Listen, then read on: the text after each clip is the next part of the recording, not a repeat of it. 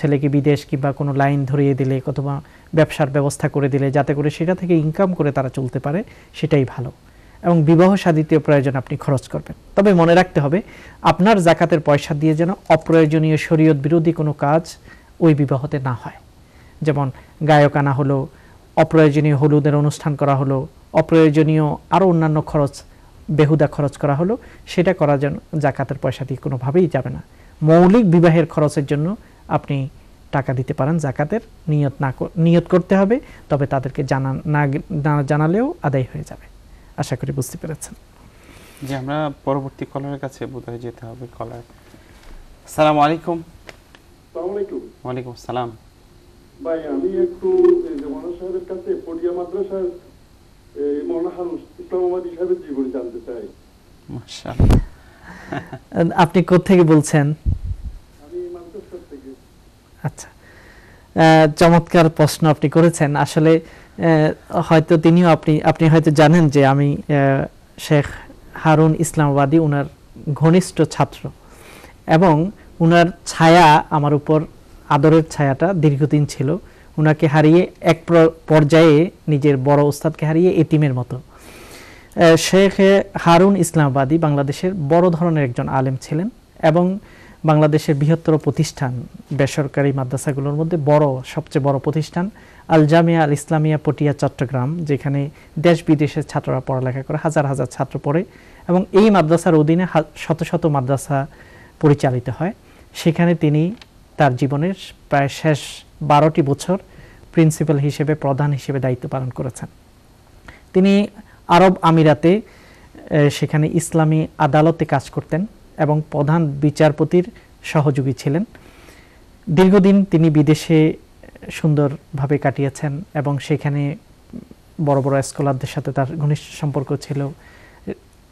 Abu Dhabi থেকে, Abu Dhabi সরকার বাংলায় যে রেডিও ছিল সেখানে তিনি বাংলায় প্রোগ্রাম করতেন, এবং বাংলা একাডেমি থেকে তার বই প্রকাশিত হয়েছে। তিনি বড় উঁচু মাপের একজন জ্ঞানী ছিলেন এবং বড় একজন আলেম ছিলেন। এবং বাংলাদেশ স্বাধীন হওয়ার পরে যখন মুসলিম বিশ্ব এবং আরব বিশ্বের সাথে বাংলাদেশ সম্পর্কটা কিছুটা হ্রাস পেয়ে যায়, তখন সর্বপ্রথম বড় উঁচু মাপের আরব দেশ থেকে যিনি বাংলাদেশে সফর করেছেন তিনি ছিলেন প্রধান বিচারপতি আরব আমিরাতের। আর এই সফরের মাধ্যমে বাংলাদেশ এবং আরব বিশ্বের সাথে সম্পর্কের একটা নতুন দিগন্ত উন্মোচিত হয়, এবং এর পিছনে তিনি গুরুত্বপূর্ণ ভূমিকা পালন করেছেন। তার দেশের সামাজিক, অর্থনৈতিক এবং ধর্মীয় শিক্ষাক্ষেত্রে তার বিশাল অবদান আছে। আল্লাহ পাক তাকে জান্নাতুল ফেরদাউস দান করুন, এটাই আমাদের দোয়া থাকবে। জি, আপনাকে একটু স্মৃতির সাগরে ডুবাতে চেয়েছেন তিনি। জি, শুকরিয়া। প্রিয় ভাই বোনেরা, আমি ওনার জীবনী সম্পর্কে একটা বই লিখেছি, তবে সেটা আরবিতে লিখেছিলাম। আচ্ছা আচ্ছা, তাহলে এটা তো বঙ্গানুবাদ হওয়া দরকার বলে আমি মনে করি। আকাঙ্ক্ষা শুরু হয়ে গেছে। জি, প্রিয় ভাই বোনেরা, শেখ ওনার জীবনী লিখেছেন, যদিও সেটা আরবিতে। আমরা অনুরোধ করছি আজকের অনুষ্ঠান থেকে উনি যেন এটা বঙ্গানুবাদ করেন, তখন আপনারা যারা জানতে চান এই মহান ব্যক্তিত্বের জীবনী আপনারা পাবেন ইনশাল্লাহ। শীঘ্রই আশা করি শেখ ওনার ব্যস্ততার ফাঁকে সেটা করবেন ইনশাল্লাহ। তো আমাদের আজকের যদিও আরেকজন কলার আছে, ওনার প্রশ্নটা নিয়ে নিচ্ছে, কিন্তু আলোচনায় চলে যেতে হবে। আসসালামু আলাইকুম। ওয়ালাইকুম আসসালাম। বোন, প্রশ্ন বলেন।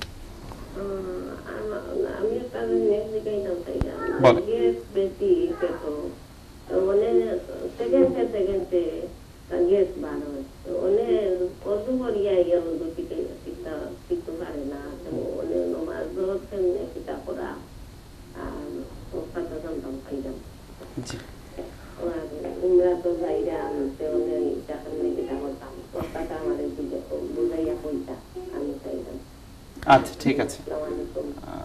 আমার মনে হয় শেখ আপনি এই প্রশ্নটির উত্তর আমরা সহজে বলে ফেলি, যেহেতু এটা একটা সিম্পল প্রশ্ন। আপনি প্রশ্ন করেছেন যে কারো একজন ব্যক্তির পেটে খুব গ্যাস হয়েছে এবং প্রতি সেকেন্ডে সেকেন্ডে তার অজু ভেঙে যাচ্ছে, এই অবস্থায় তিনি কি করবেন?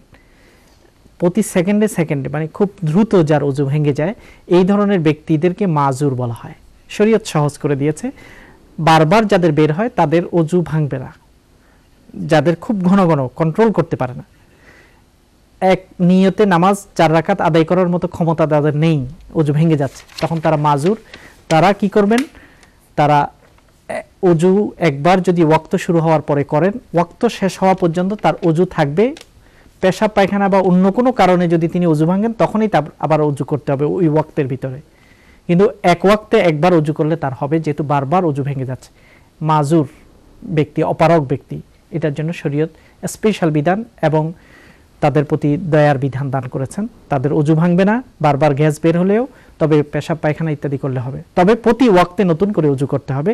এক ওয়াক্তের অজু দিয়ে দ্বিতীয় ওয়াক্ত নামাজ আদায় করলে হবে না। জোহরের জন্য একবার, আসরের ওয়াক্ত শুরু হলে আবার তাকে অজু করতে হবে, মাগরিবের ওয়াক্ত শুরু হলে আবার তাকে অজু করতে হবে। আশা করি প্রশ্নটির উত্তর আপনি পেয়েছেন। শুকরিয়া প্রিয় ভাই বোনেরা, আমরা যাচ্ছি আলোচনার বিষয় হচ্ছে world cup 2010 Islamic scholars thoughts. এই বিষয়ে আলোচনা আছেন আমাদের আজকের মেহমান শেখ মাহমুদুল হাসান। প্রথমে আমার প্রশ্ন হলো যে আসলে যারা মানে ফুটবল প্রেমিক, তারা কি আমাদের সাথে আছেন কিনা? কারণ আমরা যতটুকু জানি যে এখন সম্ভবত জার্মান অস্ট্রেলিয়ার খেলা হচ্ছে, তারা কি সেই খেলাতেই ব্যস্ত যাদের উদ্দেশ্যে আমরা কথাগুলো বলবো, নাকি তারা আমাদের সাথে আছেন? যাই হোক, তারা আমাদের সাথে থাক বা না থাক, হয়তো তারা রিপিট দেখবেন। প্রথমত, ফুটবল এটা হচ্ছে প্রাচীন কাল থেকে আসা একটা জনপ্রিয় খেলা।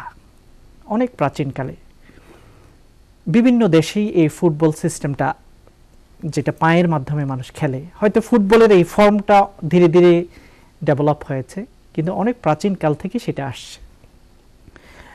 ইংল্যান্ডে, আজকে আমি একটা ইতিহাস পড়ছিলাম, ফুটবলের ইতিহাস।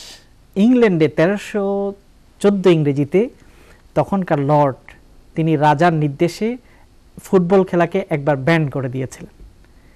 এবং তখনকার তো খ্রিস্টান ধর্মের প্রভাব এই সমাজে খুব বেশি ছিল, এবং সেখানে বলা হয়েছে যে ফুটবল খেলার মাধ্যমে খুব নয়েজ, আওয়াজ তৈরি হচ্ছে, মানুষজন তাদের কাজকর্ম থেকে অন্যদিকে আকৃষ্ট হচ্ছে, এতে করে আল্লাহর নিষিদ্ধ পথে মানুষ বেশি প্রবাহিত হচ্ছে, আর এই কারণে সরকার এটাকে নিষেধ করলো। এরকম একটা ফরমান তখন জারি করা হয়েছে। সেটা অনেক আগে, 1314 ইংরেজির কথা, এই দেশে ইংল্যান্ডেই এটা করা হয়েছে। তাহলে ফুটবল একটা পুরাতন একটা খেলা। যে কোনো খেলা, স্পোর্টস, এটার ব্যাপারে ইসলামের বিধান হলো যে ইসলামের মৌলিক নীতিমালা, নামাজের সময় খেলা যাবে না, নামাজ থেকে মানুষকে অন্যদিকে মনোযোগ দেওয়ানো যাবে না, এবং সাতর ইত্যাদি খোলা যাবে না, অর্থাৎ পুরুষের জন্য নাভি থেকে তার হাঁটু পর্যন্ত এইটা ঢাকা অবস্থায় থাকতে হবে, এবং সেখানে কারো ক্ষতি হওয়ার সম্ভাবনা থাকবে না, রিস্ক থাকবে না। অর্থাৎ জীবন মরণের মতো যেসব খেলাগুলো আছে সেগুলো খেলা যাবে না, নিজেকে ইচ্ছা করে ধ্বংসের দিকে ঠেলে দেওয়া যাবে না। এই মৌলিক নীতিমালার আলোকে যে কোনো খেলা আমরা খেলতে পারি, ফুটবলও খেলা যেতে পারে, তাতে কোনো আপত্তি নেই, যখন সেটা কোনো টাকার বিনিময়ে না হয়, সেটার কারণে হিংসা বিদ্বেষ ছড়িয়ে না পড়ে। এই জিনিসগুলোকে খেয়াল রাখতে হবে, এবং সেখানে সতর যদি ঢাকা থাকে, হাঁটু পর্যন্ত যদি পুরুষেরা ঢেকে খেলে, তাতে কোনো আপত্তি থাকে না, কারণ সেটা একটা শারীরিক পরিচর্যা। কিন্তু এখন আমাদের প্রশ্ন, ফুটবল খেলা নয়, ফুটবল দেখা, ওয়াচিং ম্যাচেস, বিভিন্ন ম্যাচ